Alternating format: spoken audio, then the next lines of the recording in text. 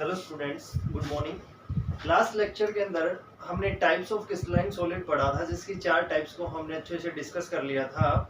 उसके बाद आज हम नेक्स्ट लेक्चर के अंदर डिस्कस कर रहे हैं स्पेस लैटिस, या फिर इसी को हम बोलते हैं क्रिस्टल लैटिस, और इसी के साथ हम डिस्कस करेंगे यूनिट सेल। तो सबसे पहले हम बात करते हैं बच्चों कि स्पेस लैटिस क्या होता है। जैसे हमने क्रिस्टलाइन सॉलिड पढ़ा था, सेम उसी तरह बात करेंगे। इसको भी हम क्रिस्टलाइन लैटिस बोल रहे हैं। यानी स्पेस लैटिस क्या होता है, जो भी कॉन्स्टिट्यूएंट पार्टिकल्स है हमारे पास, अगर हम उनको एक रेगुलर अरेंजमेंट के अंदर ऑर्डर कर दें इन ए 3 डायमेंशनल स्पेस, तो वो क्या कहलाता है, हमारे पास स्पेस लैटिस कहलाता है। यानी हम कह सकते हैं a regular arrangement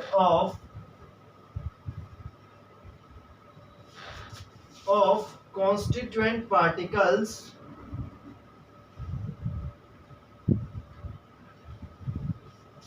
of a crystal in a 3-dimensional space is called space lattice, या फिर इसी को हम बोल रहे हैं अभी क्रिस्टल लैटिस। देखो इसने क्या कहा, इसकी कैरेक्टरिस्टिक्स की हम बात करें तो ये कहता है कि जो भी पॉइंट होगा हमारे पास, यानी फर्स्ट क्या कहता है, each point in a crystal lattice to represent a constituent particle.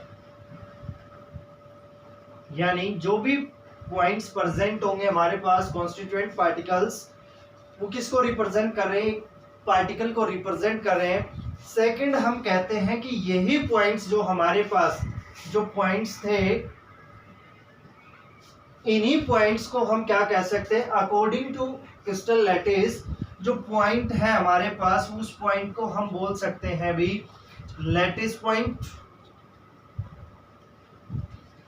और लैटिस साइट। Lattice site.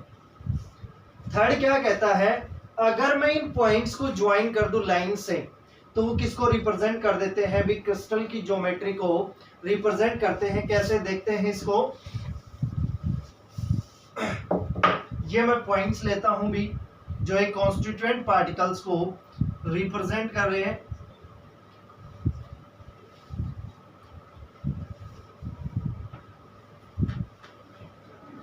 अगर हम इन पॉइंट्स को ज्वाइन कर दें लाइन से, तो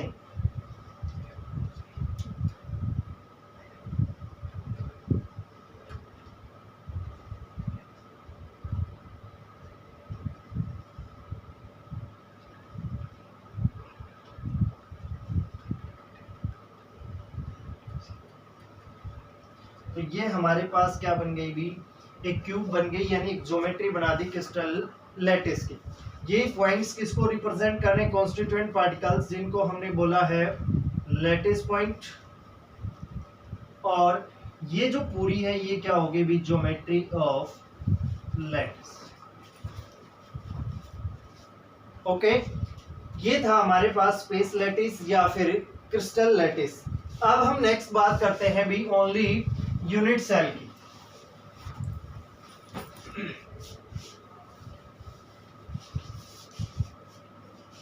यूनिट सेल। देखो बच्चों, यूनिट सेल क्या होता है, ये जो क्यूब बनाई हमने क्रिस्टल लैटिस की, ये एक यूनिट सेल है। दैट मीन्स हम कह सकते हैं कि यूनिट सेल है वो एक फंडामेंटल बिल्डिंग ब्लॉक है ऑफ ए क्रिस्टल लैटिस। अगर मैं इन्हीं यूनिट सेल को बार बार ऐड करता जाऊं तो एक कंप्लीट क्या बनेगी हमारे पास, क्रिस्टल लैटिस बनेगा। कितनी यूनिट सेल्स को कंबाइन करें हम, अगर हम 8 यूनिट सेल्स को कंबाइन करते हैं तो हमारे पास क्या बनती है भी, क्रिस्टल लैटिस बन सकती है। फॉर एग्जांपल हम कह सकते हैं कि जो रूम है हमारे पास वो एक कंप्लीट क्रिस्टल लैटिस है, और उसके अंदर जो मटेरियल हमने यूज कर रखा है, जैसे हम कह सकते हैं ईंट है, उनको बार बार रिपीट किया तो एक पूरा क्या बन के तैयार हो गया, हमारे पास रूम बन गया। तो यानी ये जो पूरा एक जो पार्ट है जो 8 यूनिट सेल को मिला के बनाया वो तो क्रिस्टल लैटिस है। उनमें से अगर एक पार्ट को उठाएं तो वो एक पार्ट क्या है भी हमारे पास यूनिट सेल है। इस यूनिट सेल की डेफिनेशन देखें हम, unit cell is the smallest portion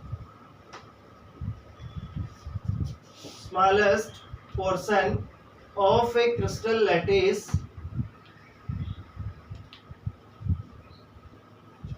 which when repeated again and again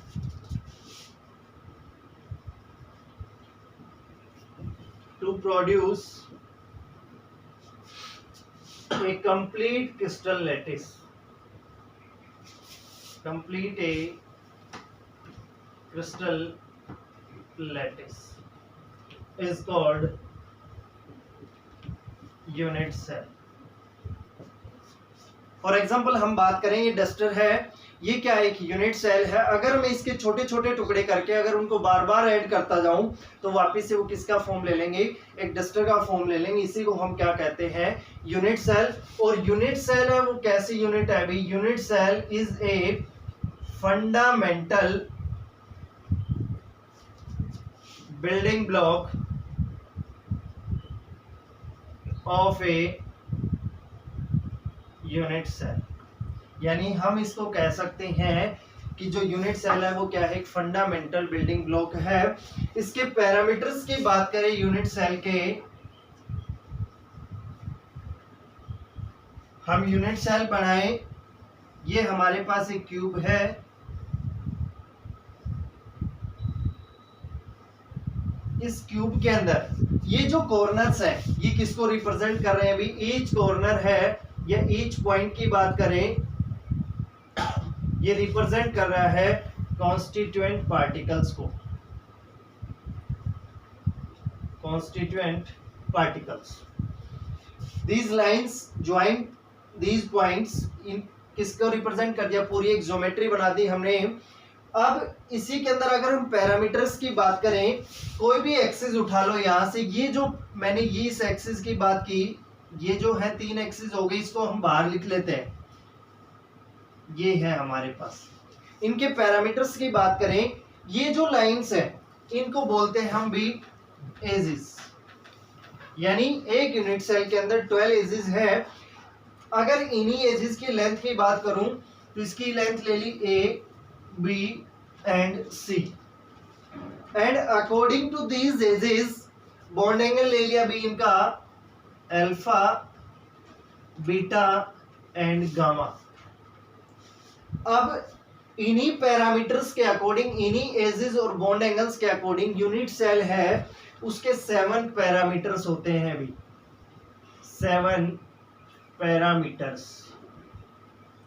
in 7 parameters को पढ़ते हैं जो इंपॉर्टेंट है, एक टेबल बना के इन पैरामीटर्स के बारे में हम डिस्कस करते हैं।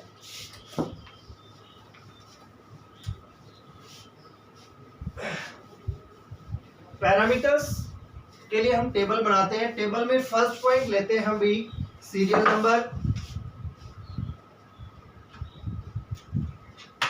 सेकंड लेंगे हम types of unit cell, third हम बात करेंगे एज लेंथ, फोर्थ हम लेंगे बॉन्ड एंगल्स, और फिफ्थ लेंगे भी ब्रेज लैटिस, और लास्ट इनके एग्जाम्पल्स देखें।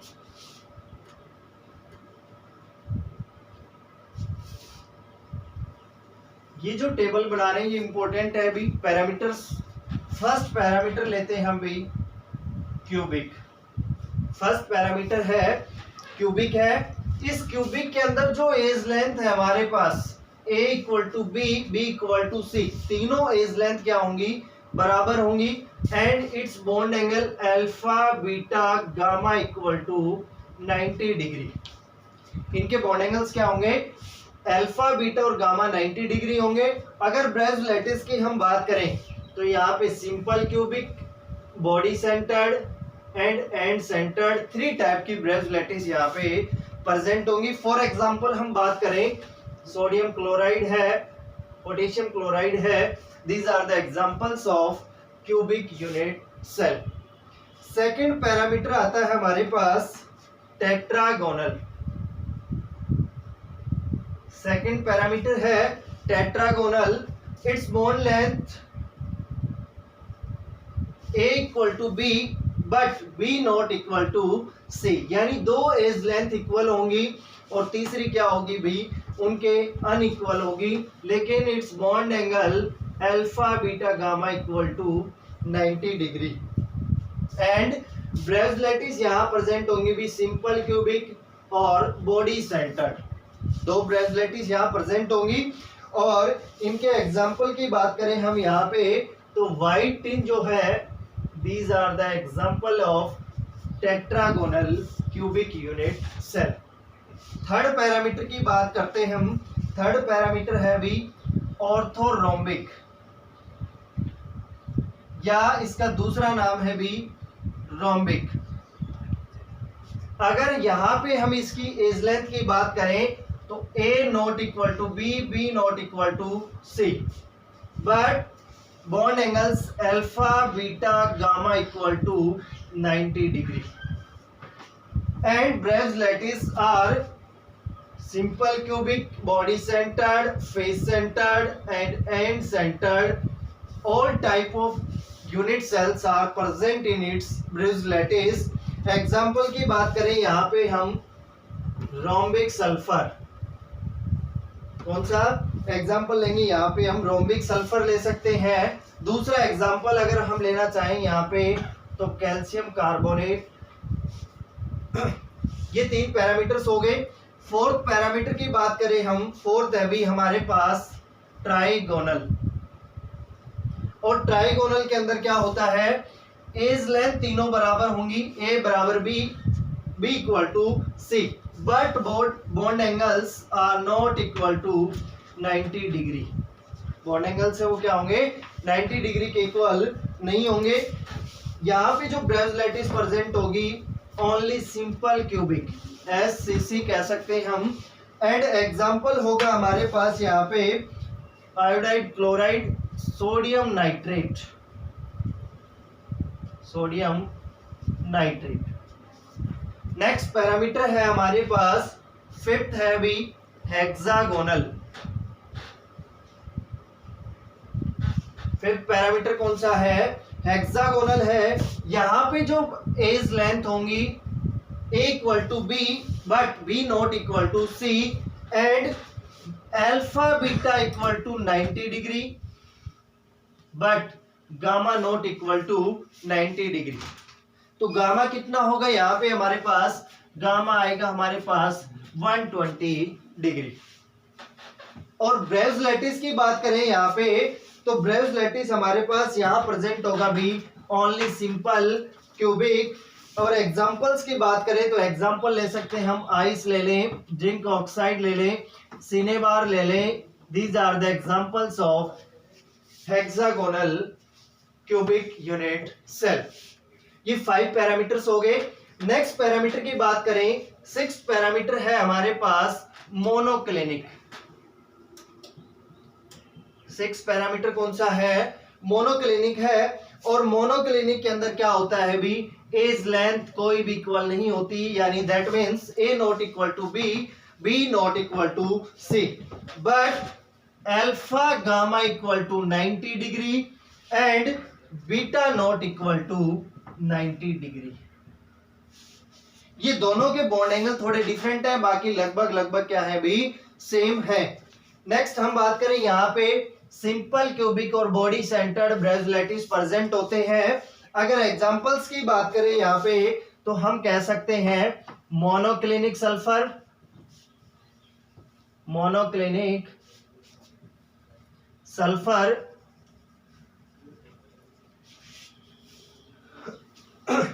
लास्ट पैरामीटर हम पढ़ते हैं इन पैरामीटर्स को इसी ऑर्डर के अंदर याद करना है, लर्न करना है हमें, तो लर्न करने में आसानी होगी। और इंपॉर्टेंट है ये पैरामीटर्स हमारे पास 7 नंबर पैरामीटर है अभी ट्राइक्लिनिक। कौन सा है? ट्राइक्लिनिक है। Its lengths are not equal to each other and its bond angle alpha not equal to beta, beta not equal to gamma not equal to 90 degree. और यहाँ पे जो ब्रेज लैटिस प्रेजेंट है भी वो सिंपल क्यूबिक यूनिट सेल है।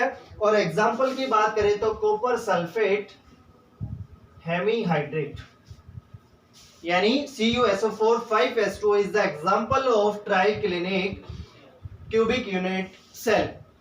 अब अगर इन्हीं पैरामीटर्स के अकॉर्डिंग हम देखें, क्वेश्चंस पूछे हमारे से या कहें कि सबसे सिमेट्रिकल क्लास कौन सी थी इन पैरामीटर्स के अंदर, तो cubic is the most symmetrical class in these parameters. सबसे अनसिमेट्रिकल पूछे तो सबसे अनसिमेट्रिकल है भी जो लास्ट टाइप हमने पढ़ी है पैरामीटर्स की, triclinic is the most unsymmetrical class. And एक क्वेश्चन और बनता है यहाँ पे कि ऐसी कौन सी क्लास है, ऐसा कौन सा पैरामीटर है जिसके अंदर सारी की सारी ब्रेज लैटिस प्रेजेंट है, तो वो कौन सी है भी हमारे पास ऑर्थोरोम्बिक या रोम्बिक कह सकते हैं हम इसको। और इसके अंदर चारों के चारों ब्रेज लैटिस प्रेजेंट है। अगर हम इन ब्रेज लैटिस का टोटल करें तो टोटल करने के बाद 7 पैरामीटर्स के अंदर कितनी ब्रेज लैटिस प्रेजेंट होती है भी? 14 ब्रेज लैटिस आर प्रेजेंट। ओके, ये था हमारा भी यूनिट सेल और यूनिट सेल के पैरामीटर्स हमने पढ़े हैं। नेक्स्ट क्लास के अंदर हम डिस्कस करेंगे types of unit cell. Okay.